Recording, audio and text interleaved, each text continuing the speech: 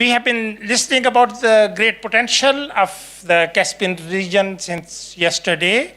We have very interesting sessions. Let me introduce myself. My name is Dr. Mohammad Saeed. I work for a UN agency called International Trade Center. This agency is 50% of the budget comes from the UN, which is the development part, and 50% from the WTO, which is the trade part. So it is at the nexus of the trade and the development. And my responsibilities is to assist, especially the developing countries and the economies in transition, to reduce the cost and time of doing their business and to increasing their competitiveness to be in the player. And specifically, we work with the private sector also, so that the small and medium-sized enterprises can be made part of the value chains. In today's sessions, let me introduce my panelist. I'm still missing one of my panelists, but as he comes, you have listened to him since yesterday, he will join. Let me introduce my first panelist is Dirk Ahlborn. He is specializes in the crowd collaboration, the internet, the technologies, and he's founder and the chairman of the Hyperloop transportation technologies. I'll skip Babu, and then I have Azar with us, who is the deputy CEO of the AzerTelecom. So we'll have the perspective from the telecom industries also. We have with us Alex from the tech startup. He's director of the embedded Miromico, and he will be talking to us their experience in Switzerland and how it can be replicated to the Caspian region. Then we have Marina with us. Marina is the postdoctoral fellow at the Center for Eastern European Studies at the University of Zurich. She would be talking how the regulatory compliance, and especially in the light of the sanctions, what are the challenges which brings and how we should be addressing those. And then we have Taleh with us. He's the Director General of the Baku International Sea Trade Port. Before I pass on the mics to my panelist, let me bring you and connect you with the panelist that we are going to talk. As you would be seeing on the screen, we are going to talk about new transit opportunities as a means to access to the enhancing trade and transit connectivity in this region. When we talk about the market access, starting from the firm's productivity, then its connectivity, whether it is the freight forwardings, whether it is the ports, whether it is rail, road, by air, then the border regulatory agencies, and then the others. So it is a throughout from, producer to the consumer, and we have to see in that context. When we talk about the connectivity of a region, as the Greater Caspian region is, then we are seeing that how those countries which have been struggling of being landlocked can be land-linked, that transition. And that, in my view, have two aspects to it. One is about the hard infrastructure, which is about the roads, which is about the ports, and then it has to be combined with a soft infrastructure. And from the soft infrastructure, it is the regulatory compliance as well as the regulatory cooperation in the region. And living in the 21st century, I think the technology has come in such a big way that it is changing everything we do, from our personal life to our professional lives, from trade to transit to connectivity. So we would see that how this infrastructure, which is supported by the advancement of the technology, can help this region to connect. Let me invite my first speaker, Dirk, who has done the work the technology and the transportation technology, that how this would work in the region. Dirk, please. All right, good morning, everybody. So as you just heard, my name is Dirk Ahlborn. I'm the founder and chairman of Hyperloop Transportation Technologies. And well, we say that we transform transportation at the speed of sound. Sounds amazing, doesn't it? So, what is Hyperloop? Imagine a capsule filled with people hovering inside a tube and moving really, really fast, basically just below the speed of sound, from one place to the other. Inside this tube, we're creating a low-pressure environment. So basically, that means that we have vacuum pumps along the tracks that take the air out. So that's a capsule, which is basically similar to an airplane without wings, can travel without a lot of resistance. This means that we can go really fast with very little energy. The whole system is completely green. We're using the same right-of-way to have solar panels on top. We use wind, kinetic energy through regenerative braking, and depending on the climate, even geothermal. And many times, obviously depends on the routes, we're even able to produce more energy than we're consuming. And that's a very important part, because when we set out to build this system or to analyze the system, we found out that on one hand, from a technology point of view, the technology basically all existed. It has been now 6 years that we have been working on it. But what we also saw is that basically there's no rail system, no metro system in the whole world that's profitable. They're all relying on government subsidies, which is a problem why in many regions you don't really have infrastructure, right? Because it's not only about building them, it's about maintaining them as well.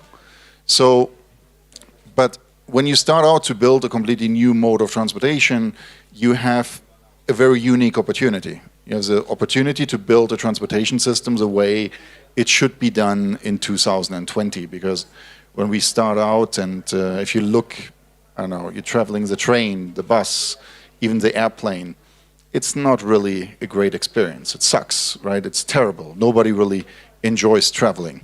So, but we have a lot of technologies that actually can make that easier. So this allows us to really rethink and start with a white piece of paper and say, how is this supposed to look?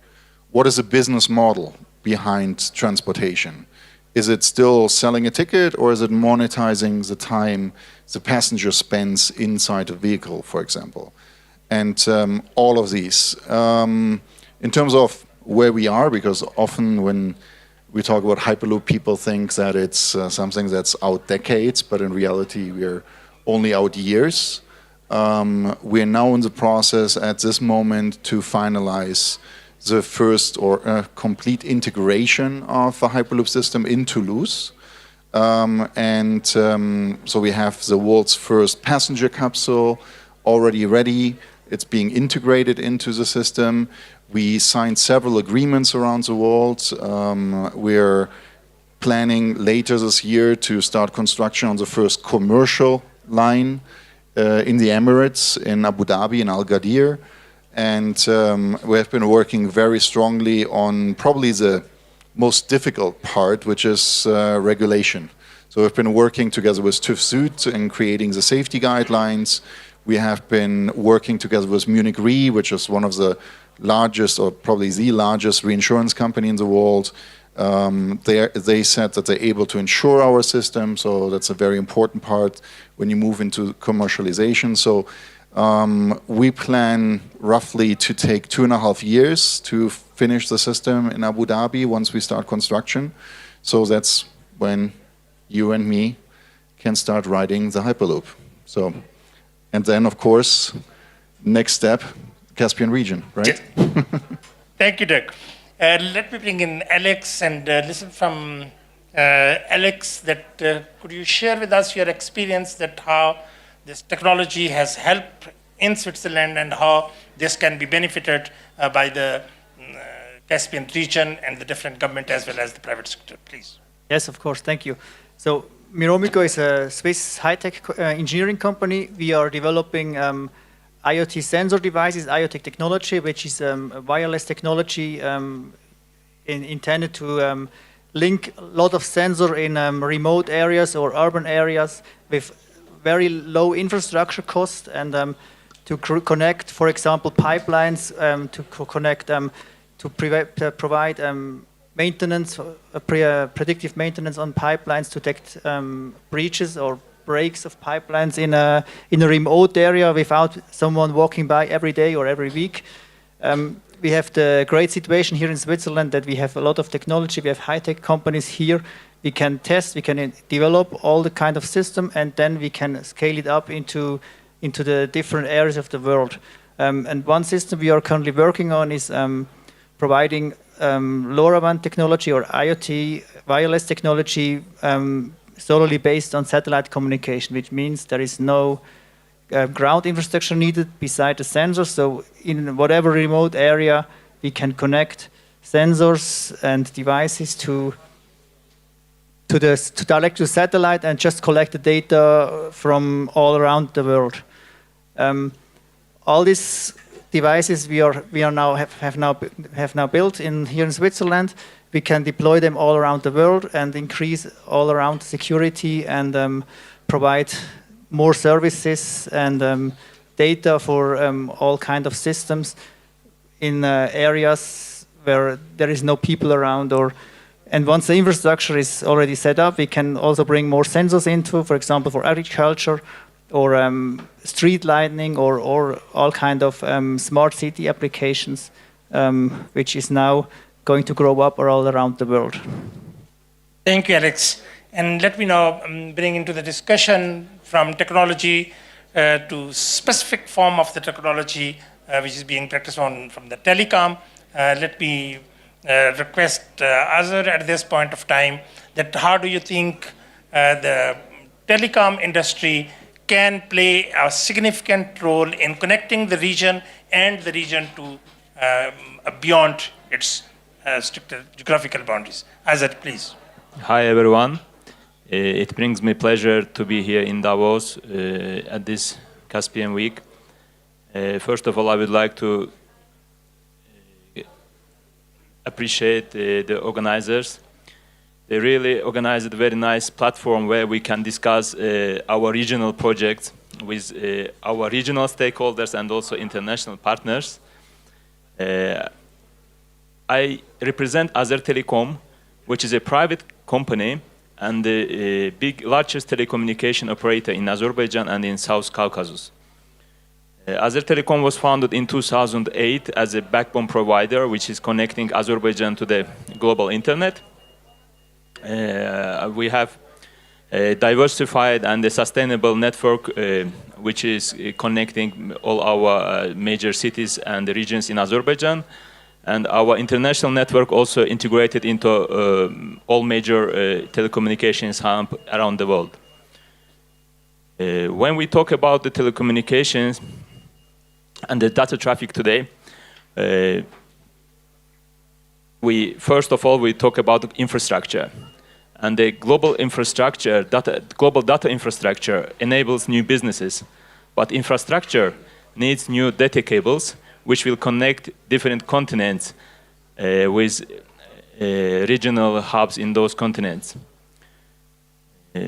And the statistics, if we look at, according to, for example, to telegeography, which is one of the leading analysts in the telecommunication business, the growth in data traffic is so fast, so rapid, that it's even difficult to predict what will be the data traffic in coming 5 years. It's so even difficult to predict in 3-5 years span the real data traffic. But there is some calculation that the data traffic between Europe and Asia by the end of 2024 will be the growth will be around 900%. It's very big amount of traffic, and one of the key initiatives and projects now AzerTelecom implementing is the Trans-Caspian fiber optic project, and this project is implemented in the framework of the Regional Digital Hub program.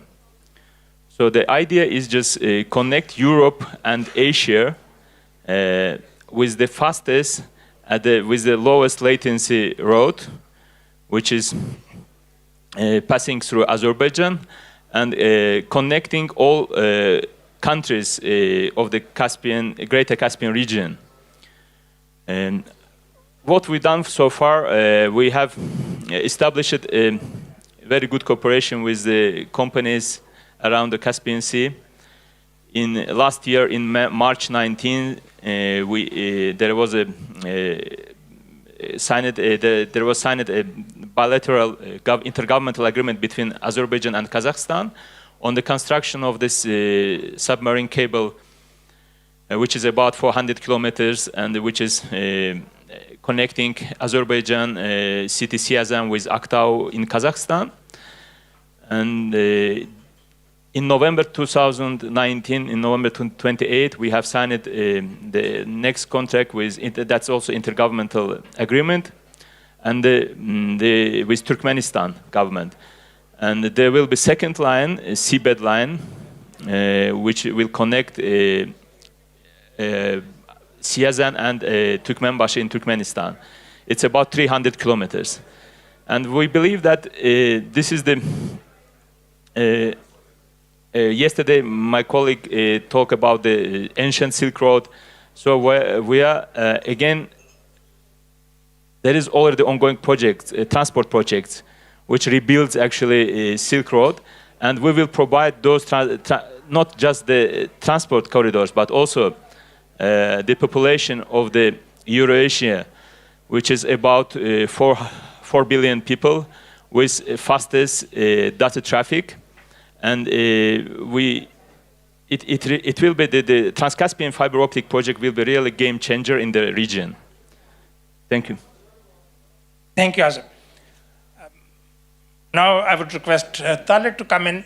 The specific aspect on which I would like Taleh to talk about is that this middle corridor is presenting as an alternate to the traditional route of the maritime the transport. How do you see, coming from the port authorities and regulating the port, that how much this is complementing towards the connectivity, and how much this offers you some kind of a competition to be more efficient and to be more focused on the service delivery? Please. Thank you. Yesterday we had a discussion about reviving of the Silk Road. So today's discussion is a little bit about what is going to change in the next 10 to 20 years and how these new technologies are going to affect us. As I mentioned yesterday, 95% of the trade between Europe and Asia is done maritime. So it bypasses our region altogether. It's done by big ocean liners, and we don't see it. Yes, the traffic by rail has increased tremendously, as was yesterday. Almost 4,000 block trains have been passed between Europe and Asia last year. But technologies like Hyperloop and what implications it's going to bring overall for global trade and also for our region, I don't think people really understand it. There will be large, as I said yesterday, there will be emergence of large cities, new hubs across Eurasia. Whether we like it or not, China's One Belt, One Road initiative is going to complement, make sure that this happens. It is about these host countries, whether they utilize this strategy for their own purposes or not.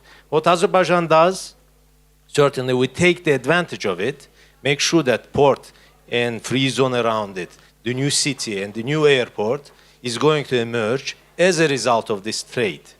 But in the next step, obviously, we are going to discuss, okay, in the future, if Hyperloop technology, for example, comes into play, and I know I followed the Hyperloop technology for a long time, they are also reducing now the cost of building it by investing in new technologies, especially this tube technology, which is the cost part of it.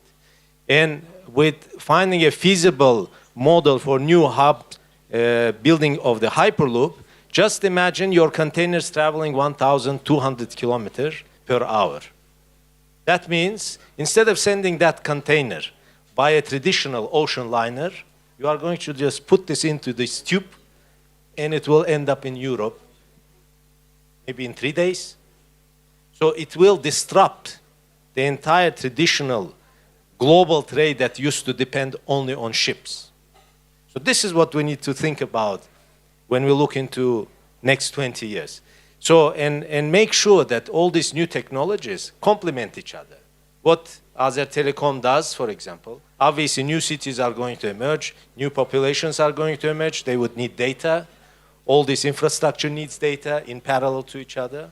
So synchronizing these developments in Central Eurasia will enable us, once again, to revive this ancient concept of the hubs in the 21st century. Thank you, Dari. Let me acknowledge and welcome Babar Badat. One of my panelists got stuck. Babar is the immediate past president of FIATA, which is the largest NGO in the freight forwarding and the logistic industries. And Babar himself has an experience of almost 40 years, doesn't look from his age, but still, he started very young. Babar, let me bring you, we were talking about the connectivity and the role of the technology in the connectivity and how this traditional maritime might be challenged by the hard infrastructure which is being developed under the Middle Corridor. How do you see from the logistic and transportation perspective this region connecting with the two biggest economies, which are the neighbors, the Russia, the China, as well as the Europe? How do you see the role of the logistics industry being a driver of the connectivity?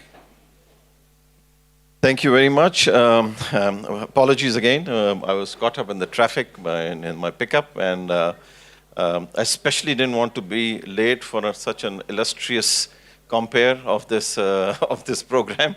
So, at the cost of being repetitive, because I'm sure this may have been touched in the last few minutes, but the subject revolves around this particular area.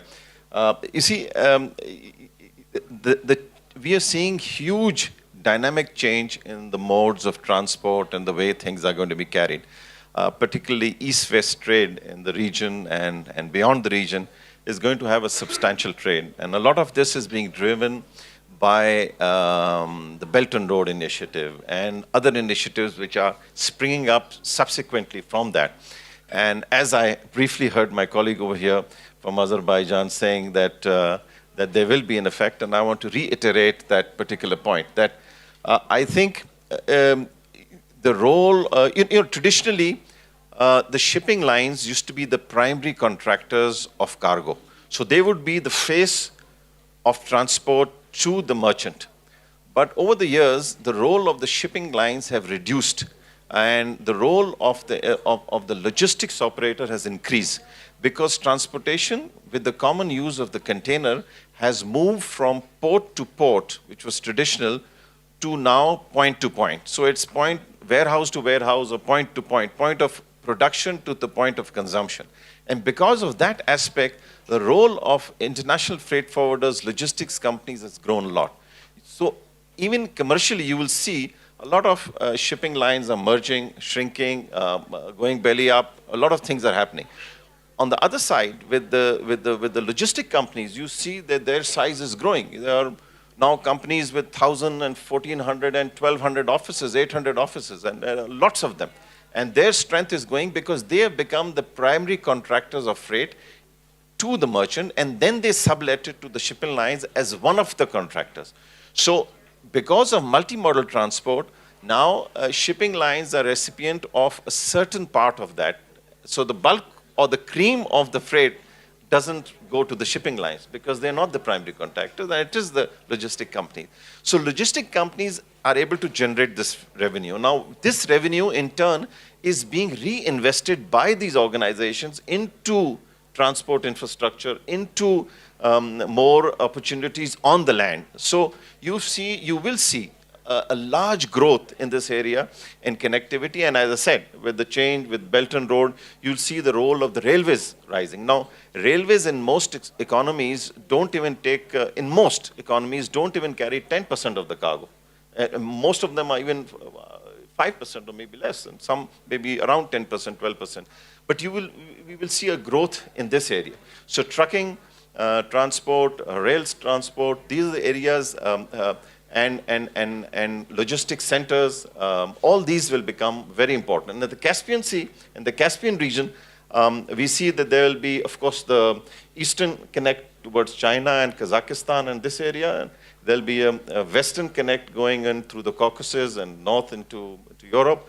And then you will also see a southern connect, which goes down into Turkmenistan and Afghanistan and into Pakistan and Iran. Well, Iran today is under sanctions, but you know, so these are the areas, growth areas that we see, and we'll see more investment coming over here. Thank you, Babar, and confirming this approach that nowadays, and especially for the Caspian region, the connectivity means starting from the producer till the consumers across the supply chain.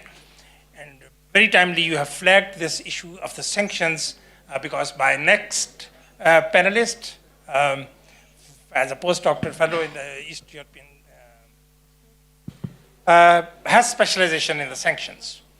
So I want to bring in this, Maria, that when we talk about this connectivity, of course, the role of the private sector, role of the governments, and government has its different kind of, not only purely trade or the economy perspective, they also have the political economy consideration, and these tariffs, these sanctions sometimes impact the way the transaction or the connectivity is being handled and the trade is being conducted. So could you please share your views? How do you see that in this era where we are vying for the connectivities, we are using the technology to be more efficiently connected, and still from the political economy perspective, we see these kind of, do you see also like me as a roadblocks, or do you see some incentive to be more rigorous in that, please? Thank you. Well, clearly sanctions became a buzzword recently, and it doesn't only concern access to global markets, but also when we talk about the infrastructure connectivity that was mentioned, pipelines, maritime industry as the recent industry that was indirectly targeted by sanctions. We haven't seen a lot of talk of new technology that's been sanctions, but I guess that all depends on how strategically important it will be in the future. So let's say if Hyperloop will be the key transport, that might be something by sanctions. But I'd like to raise a couple of points on the development of sanctions. So over the last few years, we've seen the enormous proliferation of sanctions regime, in particular from the US, and with the enormous power of US secondary sanctions, which is based on the centrality of US financial system and the dominance of US dollar. So according to Gibson Dunn, the law firm, in 2017, the Trump administration imposed more than 1,000 targets on its sanctions list in that year alone, which means that with this rise of sanctions, we see an enormous increase of compliance costs for the private sector, but also unintended consequences for third parties who are not much involved.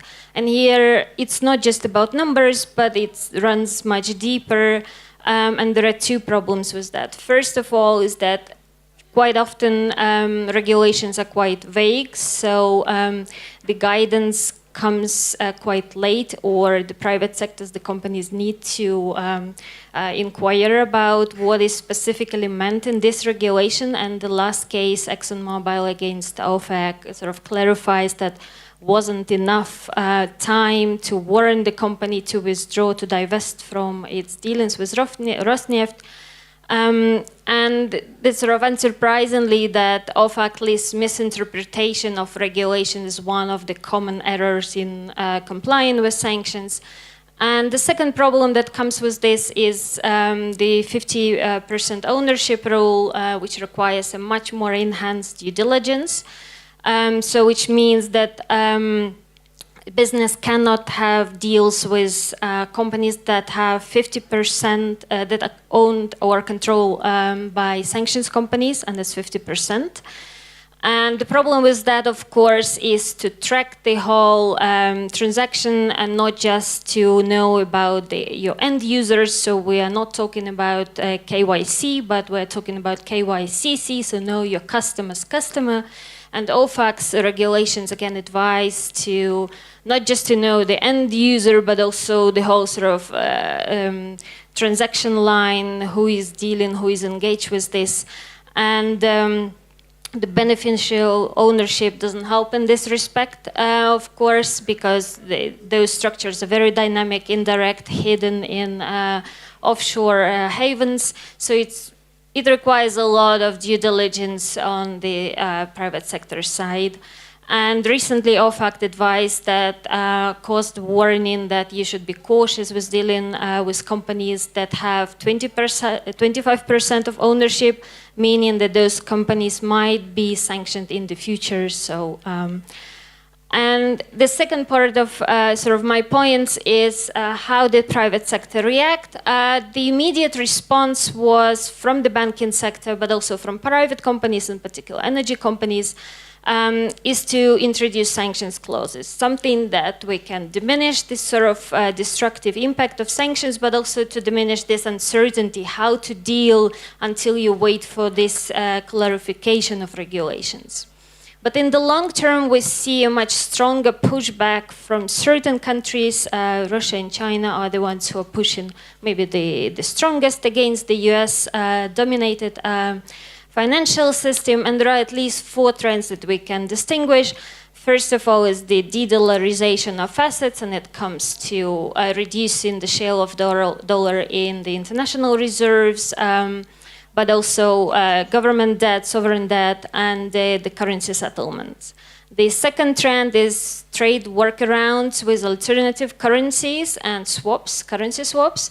So surprisingly, euro became the main sort of winner of this Russia and China trying to push back against the dollar. And now the share of euro increased from 7% to 22% in bilateral Sino-Russian trade deals. The third one is sort of these countries try to introduce new bank-to-bank payment system, and we see that they try to create alternatives to SWIFT as something to bypass the sort of US-controlled payment system. And according to the Central Bank of Russia, currently 80% of domestic transactions are run through this. And we see that BRICS countries are expressed their desires to join Russian or Chinese alternatives to SWIFT. So we see a lot of development on this front.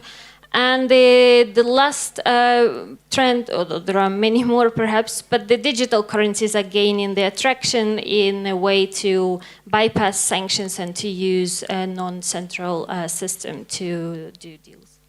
Thank you very much. Thank you, Maria. I'm under the strict instructions from my organizers to keep the time. So keeping in view the time, I want to have a second round, 1 minute each to each panelist. I'm sorry for that, but you have to observe that 1 minute. And in a 1 minute, I'm going to ask you that after listening to each other, and you are all experts in your field, I want to hear from you one challenge and one opportunity which arises, which can be beneficial and go and impact the connectivity of the Caspian region. This time, I'm not going to go by thematic, but I'm going seriously from Tara onwards, please. So challenge-wise, I think it's important for countries. As you know, landlockedness means you are depending on someone else. So it's important that this large area between China and Europe has strategies that coincide and harmonized. So the biggest challenge is to make sure that all the countries along this route, they kind of understand the win-win benefit of it. So it's going to take a while before this is being realized. The opportunity is all these new technologies, including this 3D printing, for example, is going to offer a lot of new things for the region. For example, in the next 10 years, I don't exclude, for example, a student in Iran or South Russia, for example, ordering their iPhone cover, and we in Baku, for example, 3D printing it and delivering to them in less than 24 hours. So you can't beat this. Even if you are in China, you can't beat that 24-hour because I'm closer to the customers. So this is the other opportunity, I think. Thank you. Maria? The challenge and opportunity depends on the actor, so it might be different from. But I talk a lot about, I guess, challenges, and one of the challenges, let's say, for the West part of the world would be this sort of pushback, the weaponization of sanctions, their overuse or misuse, depending on the case. So the more this sort of arbitrary application of sanctions happens, the more we'll see push from non-Western countries to create something else. And one of the opportunities that I didn't mention before is the EU initiated INSTEX, the special vehicle system that, although currently it allows basically to do humanitarian aid, which is not sanctioned, but the sheer idea of EU as a legitimate sort of actor of the West to push back against the US system is something that is very important and can undermine the legitimacy. Thank you, Maria. Alex, please. I want to think more positive. I want to see opportunities more than challenges. So I think we You can say 2 opportunities, not any challenge. Okay.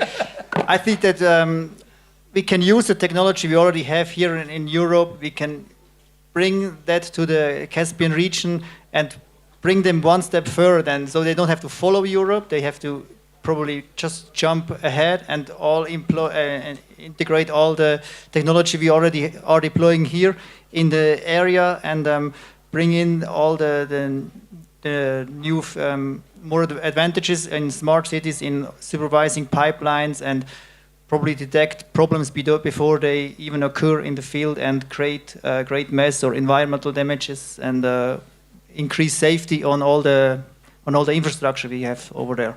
Thank you. Dirk, please. All right, so challenge-wise, I think I would say collaboration, right? So collaborating between private companies, between stakeholders, between governments, construction companies, right? So, I mean, if you're, and obviously here in my case, I'm talking about a project like ours, but not only ours, because at the end we need to work together with other companies in order to really have an impact. Because if you can just move from one place to another really fast, but then once you're at destination, it will still take you a while to get home, you're not really solving anything. And the opportunity, I mean, it's leapfrogging, right? It's being able to ideally build something that makes economical sense, that doesn't need government subsidies, so it can be privately financed, privately operated.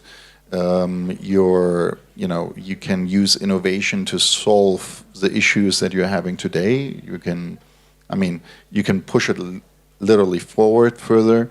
You don't only have to think about a Hyperloop. A Hyperloop system can also be part of, of a freeway system, if you want so, right? So there's a lot of different design proposals. So it's not only about moving a capsule at the speed of sound, but there's a lot of ways. But that only works if everybody really works together.